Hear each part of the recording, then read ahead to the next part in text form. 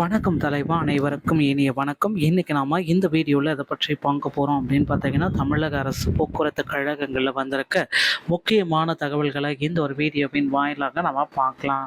மக்களே, நீங்கள் நம்முடைய சேனலில் முதல் முறையாக பார்க்குறீங்க அப்படின்னா மறக்காமல் ஒரு சப்ஸ்கிரைப் பெல்ல கிளிக் பண்ணி வச்சுக்கோங்க. தமிழகத்தில் போக்குவரத்து கழகங்களில் 2026 புதிய நியமனங்கள் எப்பொழுது வரும் என்பதை பற்றி பார்க்கலாம்.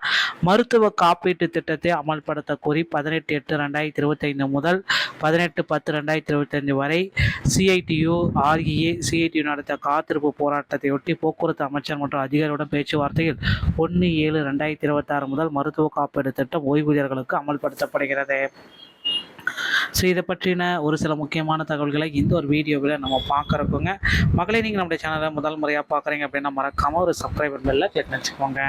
16/7/2026 அனைத்து மண்டலங்களிலும் மருத்துவ காப்பீடு உள்ளிட்ட கோரிக்கைகளை வலியுறுத்தி பெருந்திரள் ஆர்ப்பாட்டம் நடத்தியதுங்க. 22/7 முதல் 28/7 வரை 11 மையங்களில் மருத்துவ காப்பீடு உள்ளிட்ட கோரிக்கைகளை வலியுறுத்திய கவன ஈர்ப்பு கோரிக்கை மாநாடு சிஐடியு இணைந்து நடத்தியது. பணியில் உள்ள மற்றும் ஓய்வு பெற்றவர்களுக்கு மருத்துவ காப்பீடு அமல்படுத்த கால தாமதத்தையொட்டி உடனடியாக தலையிட வலியுறுத்தி போக்குவரத்து அமைச்சரின் கவனத்திற்கு 25/7/2026 கொண்டு சென்றோம்.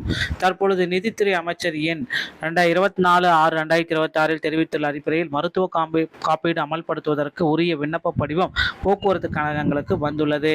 இந்த திட்டத்தில் அரசாணைப்படி மாதம் 644 மட்டுமே பிடித்தம் செய்யப்படும் அப்படின்றத குறிப்பிட்டிருக்காங்க. முதலாண்டுக்கான காப்பீடு நிர்வாகமே செலுத்தும்.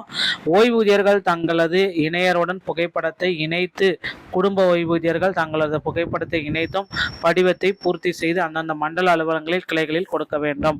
படிவம் ஆங்கிலத்தில் உள்ளதால் அந்தந்த கழக தோழர்கள் படிவத்தை பூர்த்தி செய்ய உதவி செய்வார்கள். அரசாணையில் விதிவிலக்கு அளிக்கப்பட்டவர்களை கணவன் மனைவி பென்ஷன்தாரர்களாக இருந்தால் ஒருவருக்கு மட்டும்தான் கிடைக்கும். தகுதியுள்ள அனைவருக்கும் மருத்துவ காப்பீடு திட்டத்தில் சேருவதற்கான தங்களது விருப்பத்தை படிவத்தில் பூர்த்தி செய்து கொடுப்பது தான் சரியானது. மருத்துவ சிகிச்சையும் கிடைக்கும்.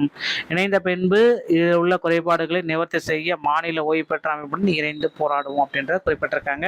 ஸோ அடுத்து போக்குவரத்து கழகத்தில் 2026 புதிய நோட்டிஃபிகேஷன் விரைவில் வெளியிட போகிறாங்க.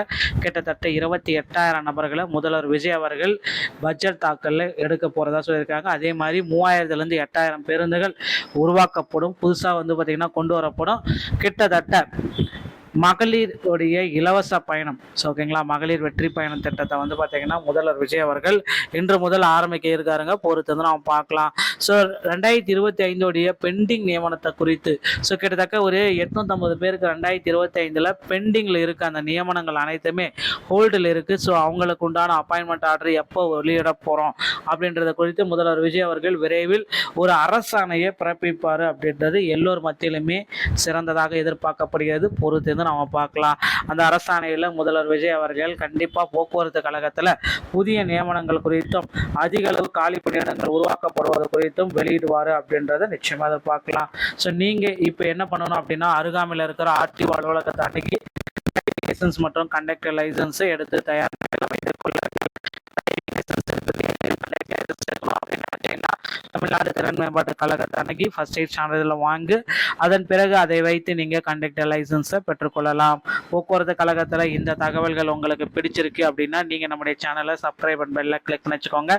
மீண்டும் ஒரு நல்ல தகவலோட நான் உங்களை சந்திக்கிறேன். நன்றி, வணக்கம், தேங்க்யூ.